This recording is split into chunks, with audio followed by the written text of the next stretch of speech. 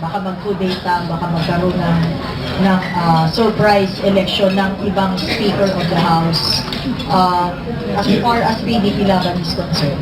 Basta, kung gano'n, you ask na lang Congressman Pulong Duterte. Basta kami ang PDP Laban, nagsalita yung chairman ng aming partido na gusto naman naming magsalita. So, dapat sumunod kami. Yun lang.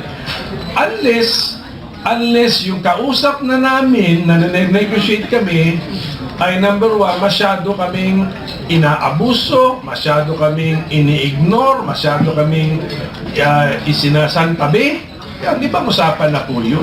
So Because he can also not sit as House Speaker kung walang support of the 85 PDP naman. On July 22, when they formally vote, importante.